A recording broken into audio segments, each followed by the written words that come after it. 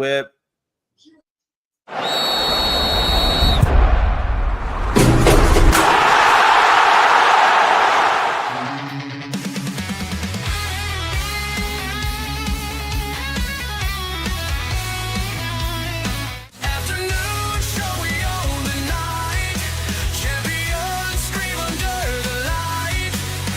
This is a great honor for every fan of the Dallas Cowboys. I'm honored to be in the NFL.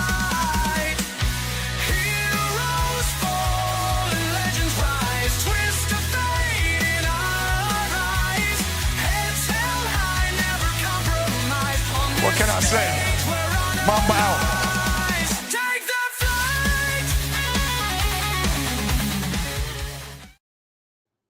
All right, what's happening, everybody? Welcome to the afternoon show presented by ESEN. I'm Chris Gonzalez, joined by Tony Gonzalez and Jay McLovin.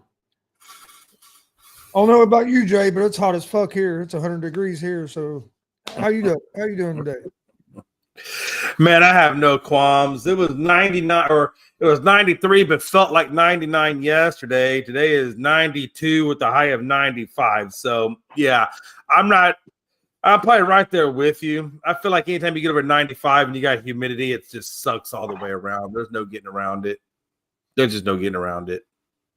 Yeah, that's true. Yeah.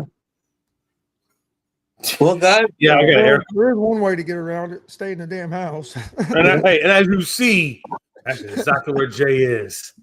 well, I'm at too. Stay in that AC. Yeah, 55% humidity on a 92 degree day. Yeah, that's gonna feel like about 98 or 99. Yeah, I'm right there with you. I'm not too far behind. Maybe a degree or two. Yeah, guys, we'll start off with Major League Baseball, and it was bad all around. All the stories I have it's just bad. First of all, the Reds lose, the Yankees lose, and the Astros all lost yesterday. The Brewers did beat the Cubs and got sole position in first place in that division. The Reds lost the game on the Padres. The Padres got a walk-off, I think, in the 9th or 10th inning. And so now we're back to 2 games behind the wild card. Yeah, I was hoping the Padres was going to lose that game. Yeah, I was watching a little bit of that. But, yeah, not good for our teams. Hopefully the Reds – I think the Reds wasn't favored yesterday. Of course, we had that rookie pitcher going, Burns. It did pitch well enough for us to have a chance to win.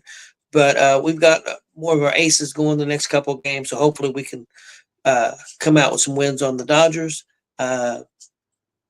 Houston's struggling, man. Jay, they like you said it, and with the pitching matchup tonight, they don't look real good there too. You guys got to just kind of come through this and try to win a few games until you get some healthy players, and maybe you guys can get going. I honestly think, at least if there's no setbacks, if everything goes according to plan, if we don't have any setbacks, we should have Pena and Myers, 2 of our best hitters, back second week of August. If everything continues to go well, we should have Javier and Arrighetti back probably about middle of August, with a possibility of Garcia coming in tow behind them. So that's 3 pitchers and two fielders coming back. Hopefully by the middle to late August, we should have that back. So yeah, we have to basically, I don't know if we can hold on to the division right now, because I don't think we have enough firepower to do that right now. And so I do expect to eventually fall out of the contention there. But if we can hang on to a wild card spot, or just be 1 or 2 games out of the wild card spot middle of August, then I feel like, we'll climb back into the wild card when our players come back. And I think we'll right this ship. I do think we still make the playoffs, but it's going to be touch and go for the next 3 or 4 weeks, I believe, Tony. Yes. Seattle won last night, so gained a game. They're only 3 out. Texas did lose, though. So Texas didn't gain any ground on you, so that helps some. Chris, do you know where Green's at as far as his recovery? I know he's been pitching some in the minors. Last I'd heard that I think he was going. They were going to move him up because he was in like 2A. I think they were going to move him up, and he's going to do 1 more start, 1 or 2 more starts, and then they were going to bring him back up to majors as the plan, with no setbacks. I know the 1 start he had 4 strikeouts, 2 innings, 4 strikeouts, no hits. So that was a good, first couple innings for him. I think they're taking their time because they don't want to rush him back and then he re-aggravate that growing again because this is the second time he's missed time with it. So I think they're playing being a little more cautious this time around with it. Yeah, I understand. They should. Some more bad news. One of the really great player passed away. Ryan Sandberg dies at age 65 yesterday. Chris, I know you was a pretty big Sandberg fan. I know some other big Sandberg fans. Living in Indiana, there's quite a few Cubs fans. So also besides Reds fans. So Chris, your take on losing Mr. Sandberg? It was a sad day. I actually was telling somebody this earlier. I never really admitted it to anybody because he was a Cub, but he was probably my second or third favorite player when I was a kid. He was right there behind Pete Rose and Barry Larkin for me back when I was a kid. I told the story, I think last week. I think it might have been Jay. I was telling him about the umpire here in town used to call me Little Sandberg. There when I played first started playing baseball for the school. But yeah, Sandberg was a great second baseman, Hall of Famer, and like you said, being where we live here in Indiana, most people are either Reds fans or Cubs fans because you have since the Reds and the Cubs are basically the two closest teams, so it's either Reds or Cubs. And so a lot of my friends that were Cub fans, they were all big Ryan Sandberg guys as well. So I know AJ was a pretty big Sandberg fan, a guy I used to coach with. So yeah, it was a sad day. Like I said, he has to be up there as one of the better second basemen. I mean, you have to put his name goes up there with anybody at second base. I mean, that dude was a hell of a second baseman. So and did he still do it like anything with the Cubs? Not that I'm aware of. I'm not sure. Like he was or not. We used to get, like, Jay, you're probably not aware of this, but we used to get WGN, which it still is a WGN, but it's not the same. Back in the day, you had WGN, and every single Cubs game was shown on WGN. So you got every game. And most of them were back then, they didn't have lights. So there's mostly all the home games were day games. So, 1 o'clock in the afternoon, you had baseball. You didn't have to have cable television to get WGN. You get it on an antenna, so like you get it for free. So like everybody watched the Cubs games here because you got every game and you didn't have to pay for it. No, you watch what's around you. And see, unfortunately for the Reds didn't have any good TV deals. We had a local station that covered Reds games, but we was lucky to get 40 games a year. 25% of the games. So but there was a lot of baseball. And then we got the White Sox too. That was weird. We got White Sox games and Cubs games. White Sox comes on one channel and the Cubs came on another channel. 2 Chicago stations. Yeah, looks like Ryan Sandberg. I didn't realize he was. I think he was drafted by the Phillies, but then he was drafted by the Phillies in '81, and then in '82 joined the Cubs and was with the Cubs ever since. But yeah, he's not a bad player. Almost had 2,400 hits, about 282 home runs.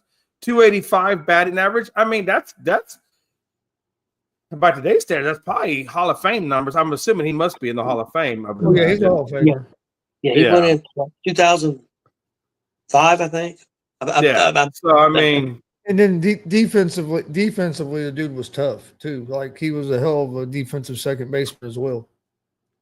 Man, but he was a skinny guy. He was 6'1", 175 pounds. That's not a very big. He's not a big guy, but he obviously played very well. Altuve's not a big guy, and he played well. So I mean, that's incredible, though. Yeah. Yeah, sad day, definitely losing Sandberg, but we've lost a lot of people in the last couple of weeks, unfortunately. Unfortunately, that C word is never a good thing, unfortunately. And the next story we're going to go to, guys, we're going to go to the NFL, and this was probably even more story. New York City, a gunman had grievances with the NFL football, tried to go to the headquarters, actually took a wrong turn and ended up in a different spot, but started shooting, left several dead, ended up being 4 dead and also some injured. His name was Shane Tamura. Had a note on him explaining that he was upset with the NFL, upset with football, and that he wanted his brain tested. So crazy stuff. Jay, what do you think about that? Yeah, I tell you, man, we're at a day and age now where it seems like, and I don't know, maybe that building had him and he just got it by some kind of way, but it almost seems like you have to have metal detectors at the entrances of all these buildings because you just never know. You don't know who's coming in these buildings. You don't know what their mental state is. You don't know what they're carrying. So it almost seems like we're at a point now where, unfortunately, we're going to have to start having metal detectors at all these entrances. I don't know how else you can prevent that. I mean, the guy went up there to take out NFL headquarters. Apparently, he got in the wrong elevator, so he didn't, I guess, get the shots he was looking for. Apparently, he did wound one NFL staff member, but he killed 4 office managers or 4 office employees in the office building next to it. So it's a shame, man. It's a shame every damn time, this happens. It's a shame. But we're at a point now, guys, where I feel like every building should have a metal detector to find out if somebody's carrying or not carrying when they come in that building. It's just crazy. I'm not a guy that owns guns. Never shot a gun. Not a gun guy. But I don't have a problem with other people having guns. I mean, you have a right to have guns. But I just wish there was a way that and it's impossible. I mean, a guy might be okay one day, and the next day he's not okay. And he's owned that gun for years, but now he's not okay, and he's got that gun. So it's just kind of impossible to stop, unfortunately. But yeah, mentally ill people don't need a gun. But again, how are you going to stop it? So, and people just say do away with guns. I don't think that's the answer either. So it's just a tough situation. Very unfortunate. There was a case in Michigan over the weekend at Walmart where about 11, 12 people got stabbed. And a guy went crazy with a knife and stabbed a bunch of people. So the world's crazy. Chris, what do you think? Yeah, I mean, it just sucks. I guess that from what I had read on this, the guy was from Las Vegas, and I guess he had been in and out of mental hospitals and stuff there, and like he had some run-ins with police in Vegas, and like they knew he had some mental health issues, and of course he made his way to New York. What sucked too, I mean, it sucks that anybody got killed, but also one of them people that got killed was also a police officer as well. Yeah. So it wasn't just office workers. You had the office workers and a police officer. He was off duty, but at the time that it happened. But yeah, it's just just hard to prevent. I mean, yeah, I don't know if them buildings had metal detectors or not, but I mean, you can have metal detectors, but people still find ways to get stuff in. And just, I don't know how you're ever going to stop it 100%. And that's what sucks about it, is because things like this are going to keep happening. You just got to hope that they happen less and less. Cause I don't know. I don't think there's any law or anything you can do that's going to 100% put a stop to it. Yeah, you'll never 100% get rid of anything. It's impossible to 100% get rid of anything. I mean, the one thing is they could probably have tougher criteria to acquire weapons when they do your background checks, things like that, right? That's probably one step that they could do. Well, I agree with you, Dave. I agree with you on that. But the problem is, Oh no! I didn't got the problem is, get guns. Yeah, well, the problem is a lot of the people that are committing these crimes, a lot of them are doing them they don't legally have the guns. That's my point. What I'm saying is one of the steps you can take. People that are going through the proper ways to get the guns that's doing it. It's people that's getting the guns. Well, let's think about it. I mean, like you've had a lot of these school shootings where some of the guns were bought by the parents or taken from the parents. I'm not saying by any means that that's going to eradicate. What I'm saying is that if we had tougher criteria for getting the weapons. Number one, that's one step. The second step is, we got to continue to do a good job trying to get the guns that are on the streets off the streets that are there illegally, right? So that's number two. But number three, I really think, from a more realistic standpoint, that a lot of these office buildings should adapt what these elementary and high school buildings are doing, where they put sally ports in there. So in other words, it's a two entrance way of getting in. So you go to the first one, you come into a sally port, right? They ask, you put into a weapons detection, whatever, right? And you put all the stuff through a conveyor belt, right? And then, you wait, you do a more secure way of letting them in the building rather than having them just open up a door and having carte blanche throughout the whole building. So they may have to do a sally port entry system in a lot of these buildings to help control who comes in and out of that building. Yeah. I mean, it's going to be a lot more expensive for these people to go back and redo these buildings. But at the same time, if it saves lives and it reduces what we're seeing now, I mean, it's almost worth it. But no, to your point, Gonzo, you'll never eradicate that. I mean, it's always going to be there. All you can do is have a good defense to that offense. Yep. A very unfortunate incident. Prayers go out to the families. Absolutely. To this situation. Just unfortunate situation. Next up, guys, NFL. I've got the rankings of teams with their talent under 25 years old.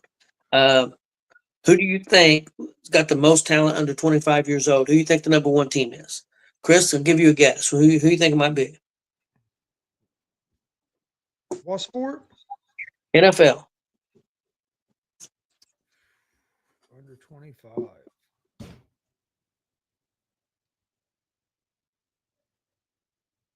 I'm trying to think. I'm gonna say, I don't know how old he is. I'm trying to think of a team that has a couple young, 2 or 3 young players.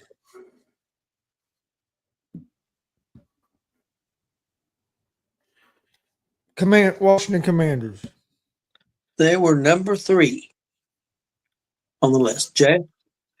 For some reason, I'm still kind of feeling Detroit in that.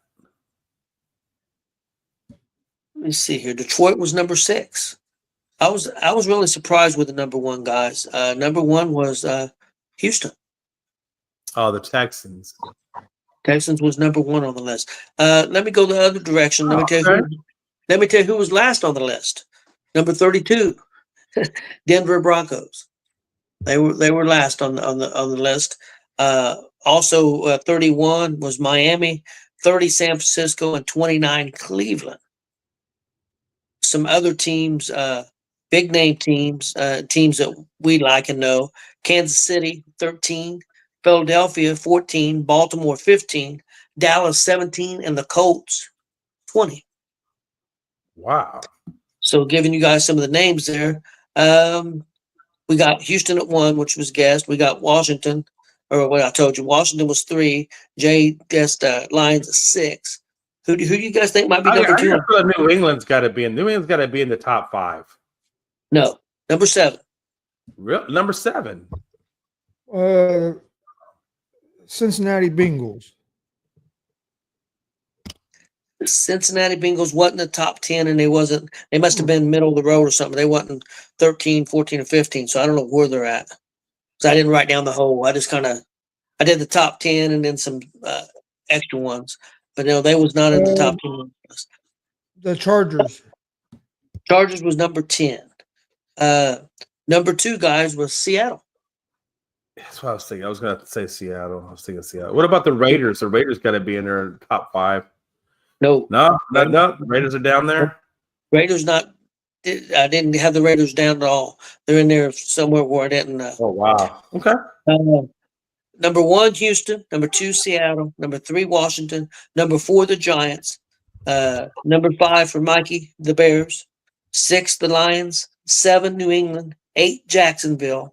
9, Tennessee, and 10, the Chargers. Wow. Okay. And that's got to be because they've been down there so long. All the draft picks that they've acquired that have taken over some of those spots. I was a little surprised. I wasn't surprised by San Francisco. I was a little surprised by Cleveland. I thought there was a lot of young players that they had, but they was 29.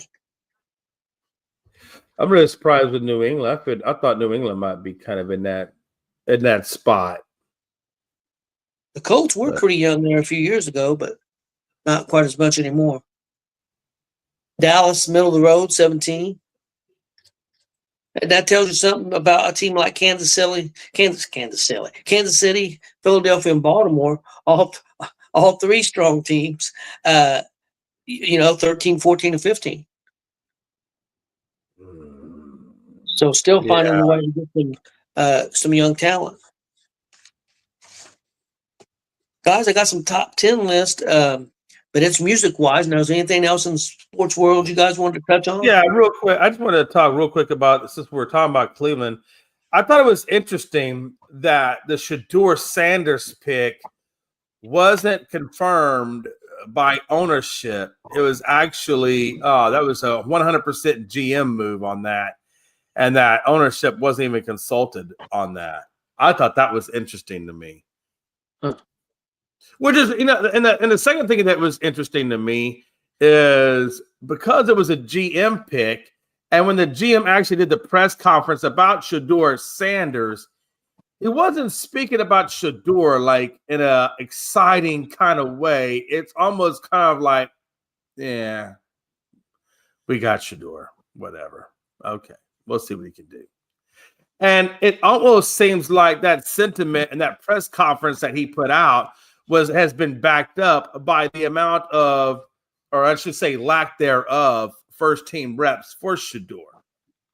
To the point where I think even Dion was going to go down there and watch his son play while, college hasn't picked up yet.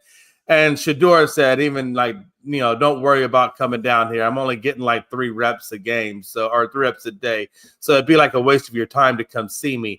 It's just interesting that Haslam had no authority or no warrants of that pick. The GM was all about him, but even the GM wasn't excited about his pick. And then when you see it in camp and you see Shedeur only getting a couple of snaps of practice, it just seems like, why did they draft him? Why did that GM draft him if you're not going to really put something into him? They're not treating him no different than they would any other 5th round pick. No, I understand that. But Any still, other obviously, he wasn't your standard 5th round pick, though. I mean, he kind of slipped down probably because some bad stuff that went down during the drafting business-wise, but it wasn't from a talent perspective, I don't think, that made him a 5th round pick. It was from a talent perspective. None of the team, like most teams didn't have him as a 1st round pick. It was the media. It was the media that built him up that he was going to be a 1st round pick. The NFL showed you they didn't think he was a 1st round pick. Well, if the Browns didn't take him in the 5th round, he might have not got drafted. So a lot of the NFL scouts, they thought he was a late round guy. So everybody wants to talk about, he was a 1st round pick. No, the media built him up that he was going to be a 1st round pick. But because there was a lot of reports coming out, that a lot of teams saw him as a 2nd or 3rd round quarterback or later in the draft. But anytime anybody said that, they were called haters. They were hating on Dion, because you wasn't allowed to have an honest opinion if it wasn't for Dion. Yeah. So and then now everybody's he ain't getting no reps. Go look at these other fifth round draft pick quarterbacks. See how many reps they're getting with the first team. So a lot of them probably none. So I mean, and they drafted another quarterback ahead of him. They drafted Dillon Gabriel ahead of him. No, I'm tracking the Dillon Gabriel. So he's getting more reps than what Shedeur is, because they valued Gabriel more than they did Shedeur. It just seems like obviously they weren't invested in Shedeur. Well, they really weren't. And maybe that's what they did. Maybe they took a flyby check on him to see what they could see out of him.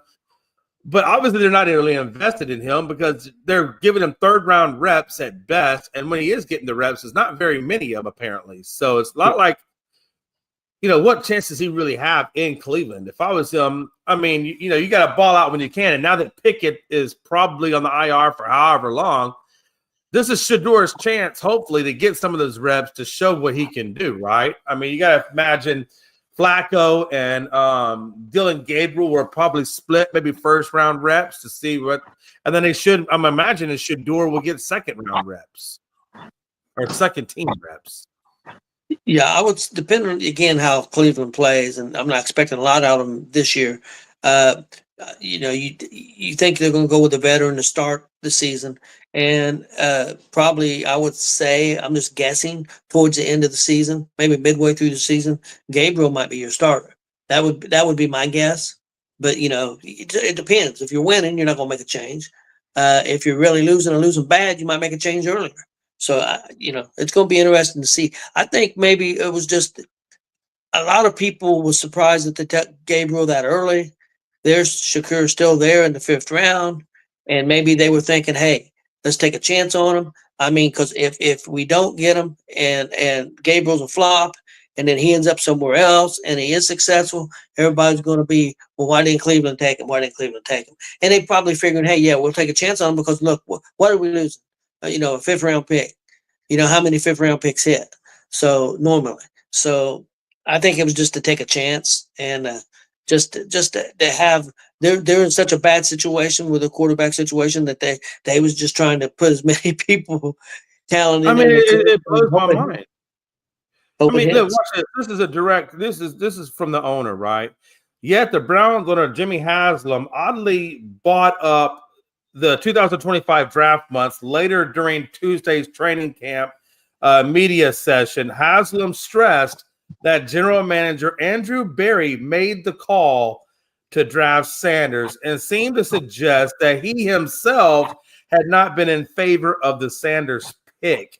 Quote unquote, if you'd have told me Friday night driving home, y'all are going to pick Shador, I would have said that's not happening, Haslam said. But we had a conversation early Saturday morning, and then we had a conversation later that day. I think we had the right people involved in the conversation. At the end of the day, that's Andrew Berry's call. Andrew made the call to pick Shador. So even Haslam is saying, I didn't want to pick Shador. That was my GM's call. I don't know. It just sounds bad. If I'm Shador, I'm thinking like, damn, ownership doesn't want me. The general manager that picked me has halfway in and halfway out on me. I'm barely getting reps. Like, what does that tell a young guy coming into the league? See, what you read, I took that different than how you're taking it. How'd you take it? I took it as of Friday that he didn't think they were going to get Shador. Then Saturday they had some conversations about getting Shador, and then he let the general manager do his job, and the general manager ended up picking Shador. I didn't take it as Haslam was mad or didn't want Shador. I don't know. How'd you take that when you heard him read that, Dad? Yeah, kind of both ways. I mean, I see both sides of it, but yeah, I agree. I think. I mean, you're talking about a guy that was graded at least by most, I would say most boards. And again, I was one that never thought he was a first rounder. That's my opinion. I thought he was going to be a second round is what I thought, maybe third. And a lot of people come out and said they would probably a second or third round. And the fact that he dropped all the way to the 5th round, I could see a team taking a chance. Why not take a chance? I mean, Chris, would you have been upset if the coach would have took a chance on him 5th or 6th round? No. Yeah, because I mean, or Dallas. If Dallas would have taken a flyer on him 5th or 6th round, I mean, to me, that's a good 5th or 6th round pick. I mean, I'm not saying there's anything wrong with or that they should have taken the chance on Sanders. What I'm saying is, Haslam does say that he was not in favor of the pick, but it was Andrew Berry's call. So basically, I took that as Haslam wasn't in favor of Shador, but he left it up to the GM to make the decision. In what you just read, he didn't say that he wasn't in favor of it, though. No, it says right here. It says Haslam stressed that general manager Andrew Berry made the call to draft Shador and seemed to suggest that he himself had not been in favor of the Sanders pick. Seemed to suggest. So that's just somebody. It just sounds to me like that the owner Haslam had no give a shits really what they did because he wasn't in favor of it. That's somebody's opinion that Haslam felt that was the writer's opinion. Yeah, he said I'm not saying it's wrong. I'm just saying that's what the writer wrote. That it seemed that way. mean, And I can understand the coach's point of view. He might not have, but Well, either that- I can understand that point of view from why do we need another quarterback on the roster? I mean, we've already got what, 3 or 4, and now we're taking another one. We could take something else. And if he had that viewpoint, I'm not saying he had that viewpoint. I'm just saying if he had that viewpoint, I could understand that. I almost kind of feel like since quote unquote from him, he left it up to Andrew Berry, the general manager, to make the call on what was going to be picked at the 5th round or not. It seems to me like the GM, it almost seems like he took Dylan Gabriel in the 3rd round, but maybe he was second guessing himself between all the bad stuff that's happened in quarterbacks previously that he wanted Shedeur in the 5th round, and just as an insurance policy to see if what was what, right? That's the way it almost kind of seems. Yeah. It's just weird. It's just weird to draft 2 quarterbacks in the same draft. It's just a weird thing to do. Yeah, it was very, very weird. It was. I agree with you. Anything else, guys, before we move on? No, that's really about the only one more thing I wanted to talk about in the NFL. Well, guys, I've got some top 10 lists. I thought we'd do a little entertainment. We'd do some heavy metal songs. I've got AI's version of the top 10 heavy metal songs of all time. And then I've got a website called Top Tens. And it's interesting because on Top Tens, their number 1 song doesn't even make the AI's top 10 songs at all. They're number 1. So we'll go through the AI first. Let you guys have a guess.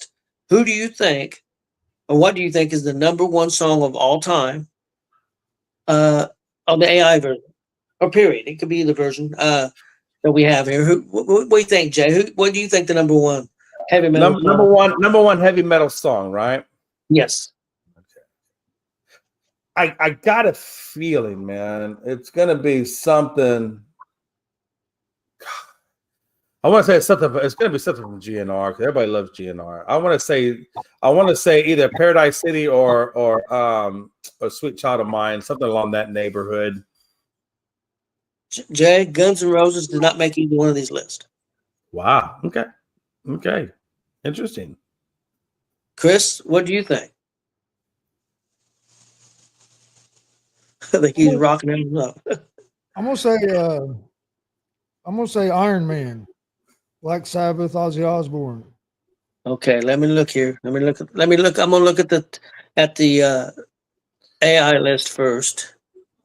Iron Man is number 2 on that list. Black Sabbath, Ozzy, and let me see if it's on this list.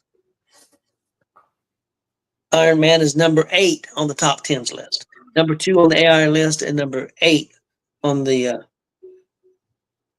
Here's one. I'm gonna give you the number 1 for the top 10s list. It did not make the AI list at all, guys. And I do not remember this song, but I'm not a big heavy metal guy. You guys may. Hallowed be thy name, Iron Maiden.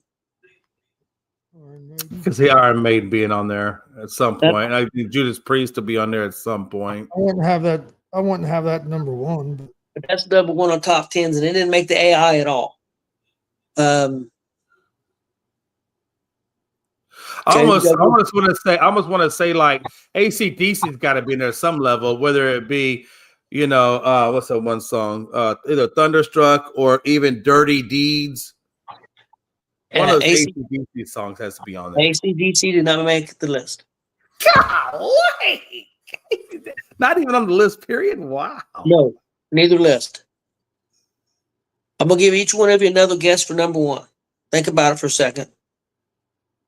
Well, I told you on the one list it was the Iron Maiden, but on the other list, who do you think number 1 was?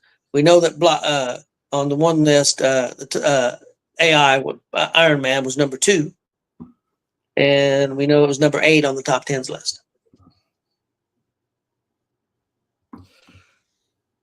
Metallica.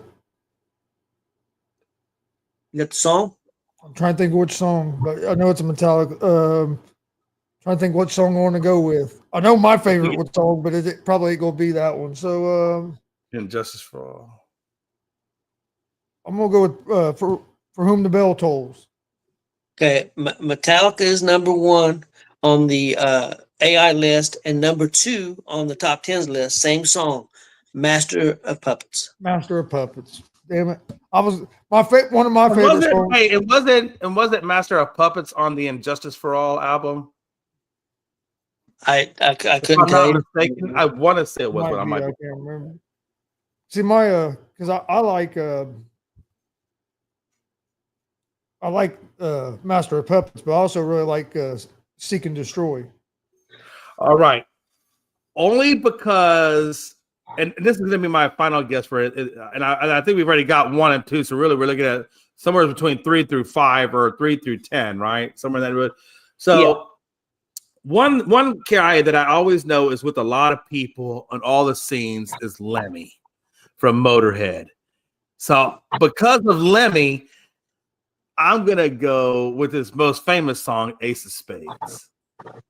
Okay. On the AI list, Motorhead is number 4 with Ace of Spades. He did not make the top 10s list. Damn. That's crazy. Okay. But Okay. on the AI list, he was number 4. I tell you, Black Sabbath on both lists were very prevalent. Let me go through the. Hold on. Let me. If we're gonna go War Black Pigs. Sabbath, though, I gotta imagine 2 of the biggest songs by him is War Pigs with Sabbath and Crazy Train. If those aren't on there, if he's on there that much, those songs automatically got to be on there. Okay, let me tell you here.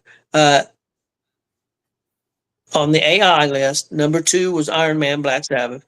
Number 3 was Paranoid, Black Sabbath. Number 6, Paranoid.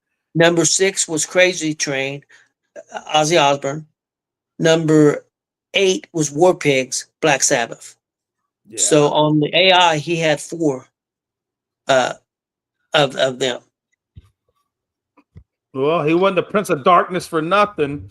I mean, that dude was all over the place.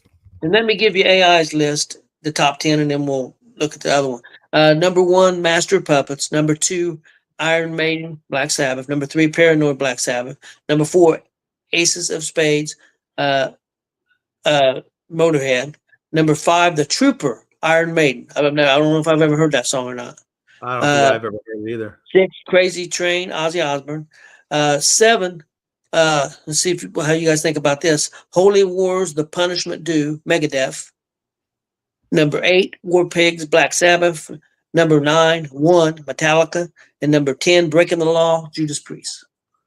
Yeah, I figured Judas Priest would be in there. If Iron Maiden was on that list, they had to have Judas Priest in there as well. That's interesting.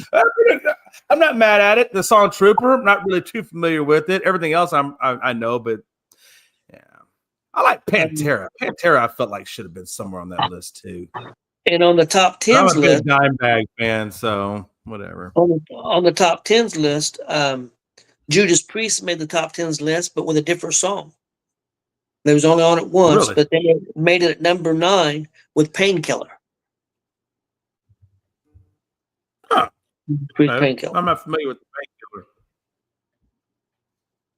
Other than what the doctor gives me. I don't know about Judas Priest Painkiller. And here's a lot of the same songs on the other list too, just in different spots. Like I said, the top 10s list had. Do you guys know this song, "Hallowed Be Thy Name" by Iron Maiden? I don't know a lot of Iron Maiden, to be honest with you. Iron Maiden, you know, I was born in 72. So, I mean, my cousins listened to that kind of stuff. And I heard Iron Maiden. I just really never got into it as much. Yeah. Number 2, Master of Puppets on this list, Metallica. Number 3, Paranoid, Black Sabbath. Number 4, 1 by Metallica. 5, War Pigs, Black Sabbath. 6, Holy Wars, The Punishment Due, Megadeth. 7, Crazy Train, Ozzy Osbourne. Number 8, Iron Man, Black Sabbath. Number 9, Painkiller, Judas Priest. And number 10, Fear of the Dark, Iron Maiden. Man, Iron Maiden got a couple in there, though. Yeah, Maiden was on there. Is there any band that didn't make the list that really surprised you? Like I said, I thought Pantera might have a shot at cracking that list. I'm a big Pantera guy. Was this list like for certain years? Because No. almost all this is like older metal. Yeah. It didn't specify a year or a time frame. Yeah, that's mostly pretty older stuff, isn't it? You know, I mean, I felt like Slipknot's got a lot of good stuff, but I don't know if you really consider Slipknot. I mean, they could be considered, I guess, heavy metal, or I don't know. Slipknot kind of can fall into a couple of different categories, honestly. Well, that's what I'm saying. This list is mostly like It's old, yeah, it's older metal.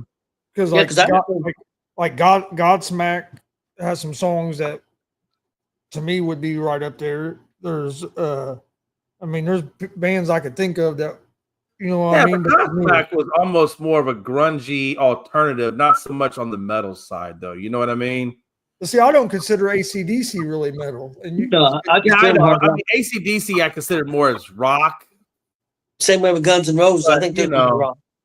Yeah.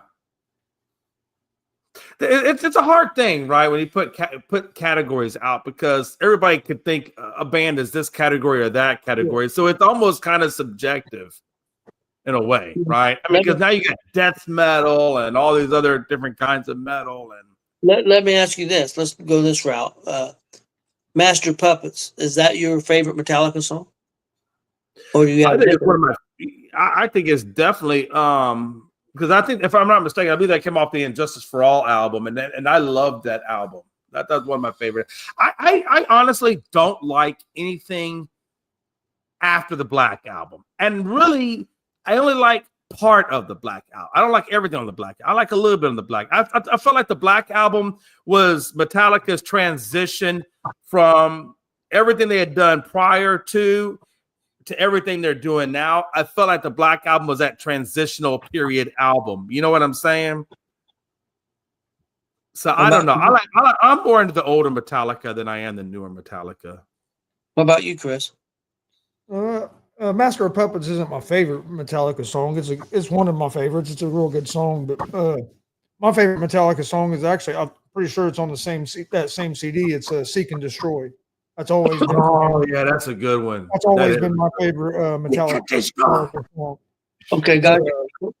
But yeah, For I you- like a lot of the older Metallica as well. So For you guys, which is the better song by Black Sabbath? Iron Man, Paranoid, War Pigs. They had Crazy Train as Ozzy Osbourne. Was that on his own? Yeah.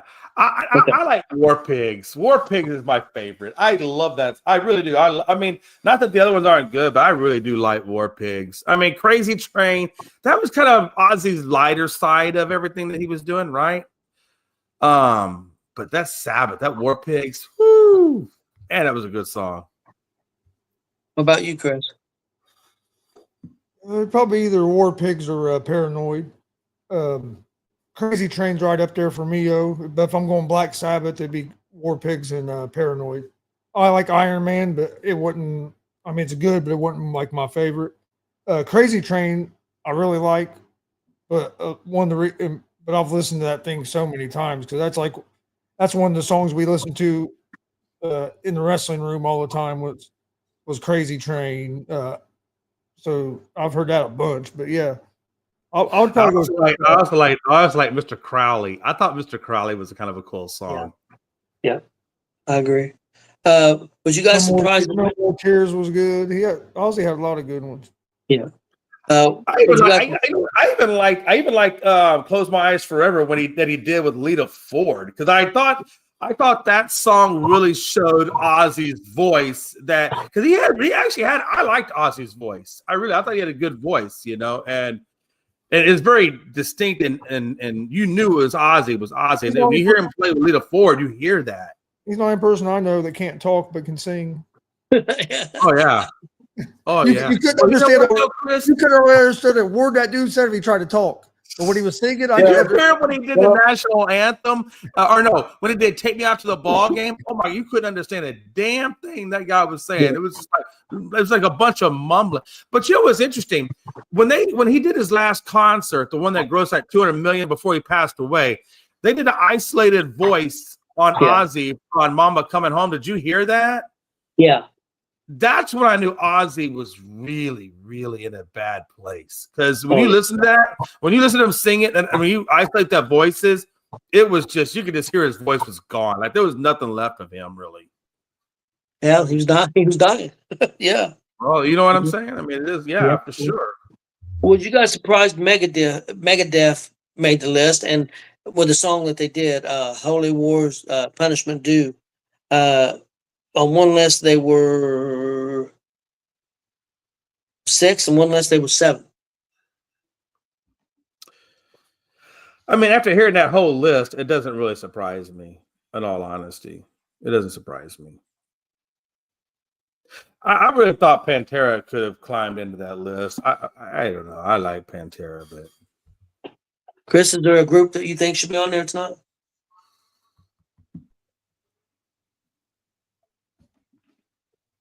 I'm kind of surprised Korn wasn't on there nowhere. Korn, Slipknot. yeah. Well, like you said, Yeah, I mostly agree.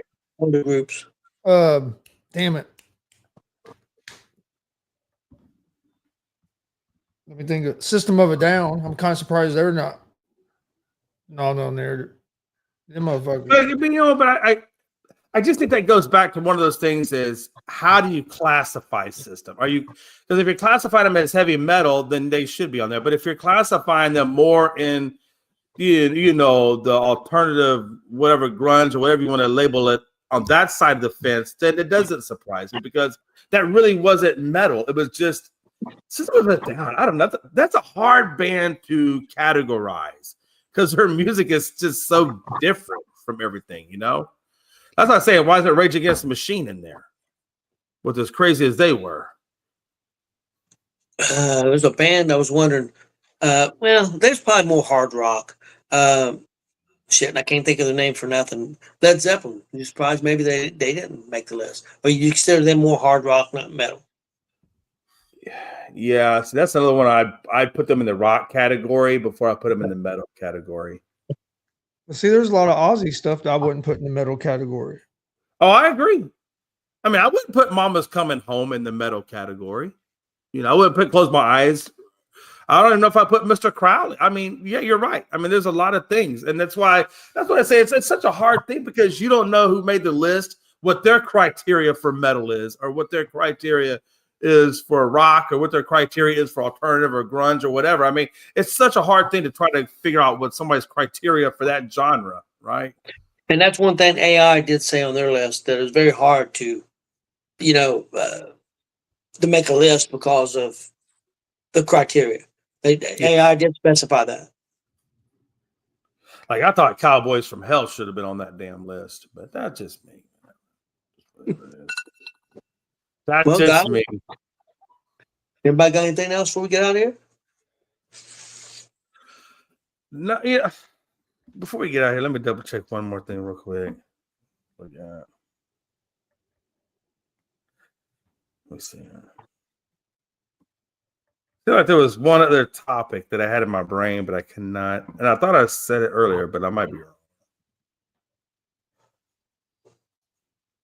No, I'm looking at everything. I think we did cover everything that I wanted to cover. Yeah, I guess we covered everything.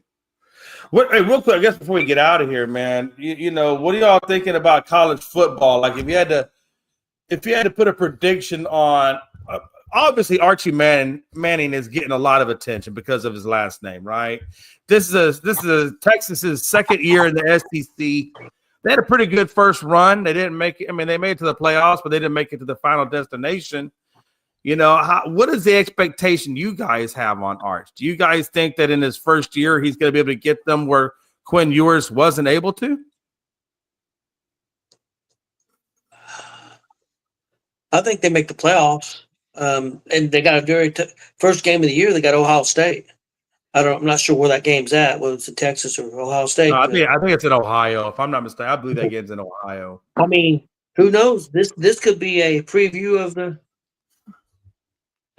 championship game. It could be. I mean, I'm not saying it will, sure, because there's a lot of other good teams too. But I think both of them will be playoff teams. That's just my opinion. No, there's a lot of validity in what you just said. I mean, Ohio is highly ranked. Texas is going to be highly ranked. I mean, in all honesty, I really do think you're right. I think that first game is going to be a telltale sign if Archie Manning is the real deal or if he's just a lot of hype, right? I mean, that's going to be the first game that's going to separate himself in conversations. Well, and the thing of it is, especially if you're playing Ohio State, you don't have to win that game. You just got to play well and be in the game and hopefully be a close game, even if you don't win. Some people, if they lose and they lose 21-20 on the last play of the game, they'll want to say Archie Manning sucks. That's just the way some people are. But I think as long as he plays well, it's going to be a long season. I expect big things from Archie Manning and from Texas. Yeah, so they do. They play at Ohio State. It'll be an 11 o'clock game on Fox. So it'll be Saturday. It looks like August 23rd at 11 o'clock. Texas will be at Ohio. It's the 23rd? I thought it was the 30th.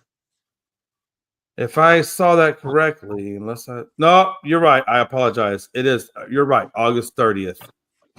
But college, and I guess I looked at the first date when I looked at the list of games, and it was actually Saturday, August 23rd, is when college football kicks off, and that's with Idaho State and UNLV, followed by Iowa State and Kansas State, and then you got Fresno State, Kansas, Sam Houston, West Kentucky, and so forth. There's no big games really, right? I mean, it's all smaller teams up until the 30th. Yeah, the 30th. I guess that's when you get all the big ones, right? Yeah, because there's another right after that game, a big game. I won't say LSU and somebody, a pretty big game. I think it was from that conference. I think it was LSU, but I can't remember. It'll be on right after that Texas game. Yeah, I'm not sure. I was looking for Alabama plays Florida State. Okay, maybe that's probably Alabama and Florida State. For some reason I was thinking LSU. But I knew Georgia has an easy opener. They play Marshall.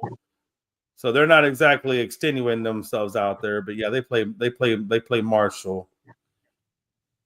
Oklahoma gets Illinois State, so they'll have a soft opening going into the season.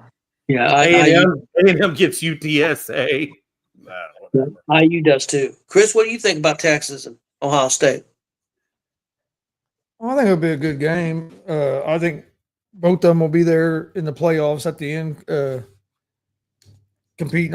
I expect both of them to be in the top six seeding in the playoffs.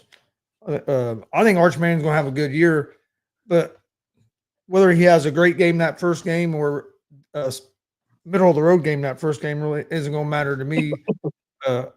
If he comes out and struggles a little bit that first game, I'm not going to be sold that he sucks and that he's a fraud. And if he plays great, I'm not going to be sold that he's going to have that he's great yet. You know what I mean? It takes more than one game either way to prove to me what a guy is. Personally, I've been watching him since he was in high school. I think he's better than Ewers. I thought he was better than Ewers last year. I thought they should have started him last year and let him got that year of playing, and then this year be his second year, and he would have been maybe a little more ready to roll. But I mean, with just the family that he's from, and like he has all the people he has they can lean on to talk to about how to handle this situation, I think he's going to be fine. And he's one of the most talent. Like I think he has the most talent out of all the Mannings that I've seen play. If you watch him and you watch him from high school, like he moves around like his dad and his grandpa. But he can throw the ball. He can throw the ball like Eli and Peyton, and I think he has a brain on him like Peyton. So I think the young man's going to be really good, and I'm looking forward to watching him play. I'm not a Texas fan at all, but I will watch a lot more Texas football this year because I want to watch Arch Manning play. So I'll watch more football this year than I ever do. I'm a big IU fan, but I will watch some more Texas games, just like I used to watch back in the day. I used to watch Tennessee play because I was a big absolutely. Yeah, Chris, absolutely. Chris, speaking about you, I hear all kinds of things. I hear good, I hear bad, I hear middle of the road. What do you think? I think we'll be good. I don't. Am I expecting us to only lose like one game like we did last year, or two games, and both of them be to the teams in the national championship. I don't know if we'll have that kind of year. I expect us to. I think we'll have a good. I think we'll have a chance to. I think we'll compete in the Big Ten. I think we'll have a chance to be in the playoffs again. I think we'll be in the. I really do. I think we'll be in the top half of the Big Ten, and I think we'll have a chance to be a playoff team. Let me translate what Chris just said for you folks out there that didn't quite understand what he said. We suck again. We don't suck again. I'm not going to say we're going to win the playoffs or anything. We got a new quarterback. I want to see what he looks like. But with the coach we have, and the way he was able to flip that program in a year, I don't see us falling off much. I don't see us falling off from last year. I think it's just going to get better because now he's going to be getting his guys in there even more. So I think we're going to be good this year, and I think we're going to be a competitive team for the next 4 or 5 years because I think it's just going to get better. Because this year he had to flip the team again because he had all the older players last year. So that's 2 years in a row he's basically flipping the team through the transfer portal. But then next year and the year after, he's going to be getting his recruits in as well. So I think I firmly believe for the next 3, 4, 5 years we should be pretty good because I believe in that coach. I think he's a hell of a recruiter and he's a hell of a motivator. I mean, we saw what he was able to do in 1 year. I've been an IU fan forever. We were one of the worst football teams in the damn country. I mean, we were a Big Ten school and probably couldn't beat a lot of MAC schools. And that's not trying to be funny. That's not trying to be funny. That's the truth. Yeah. No, I believe you. We were a Big Ten program, but there was MAC schools that would beat us. There really was. Like there was years Ball State probably could have beat IU. All right. I mean, there really was. But Let me now ask you this. So, and that's what was so remarkable to me is that he got in there, and in 1 year he was able to take a program that was that bad to being that good. So I think he'll be able. I think he'll be able to keep us competitive and sustain it. I really do. I think this year is a little more pivotal just because I know all the turnover from last year, and you're gonna have a new quarterback, and I'm not sure who that's going to be yet. But if it's the one guy that played for us some last year, he played good. So, I mean, there's like I said, I'm not real worried about IU football this year. I'm actually more excited than I normally am because of what happened last year. I want to see how we follow it up. Chris, we should go to a game. Let me translate that. So what Gonzo just told you. What Gonzo just told you was, we might still suck again. No, I'm just giving you a hard time. No, Chris. I mean, Tony. Jesus, Louise. LSU plays Clemson to open up there. They got the 6:30 game. It's in Clemson, but that's who LSU has on the night of the 30th. People think Clemson's going to be competing for a national title this year. They expect Clemson to be back, is what a lot of people are saying. Oh, we're going to find out one way or the other if they are back or if they're not back. And God knows with the amount of teams that are in the playoffs now, he should have no problems at least getting a playoff spot and then seeing what he does.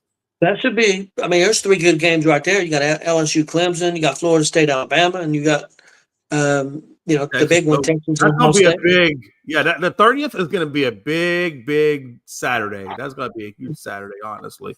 My question is, let me ask you guys another. Let me flip the script a little bit. Going to Colorado State and Dion. Now that Shadour's not there and Shadour's brother's not there and Travis Hunter's not there. What is the expectation do you guys have for Colorado State? More of the same? Same expectation I had for them last year, not to be very good. Right. And the reason why I ask you that is it seems like it might be decent for a Big 12 team, but they're not. That's the thing that I think kind of hurts Sanders too, is that you didn't get to see him play against the top competition. I think that hurt him with scouts watching him. We never saw him play against top competition because Colorado didn't play.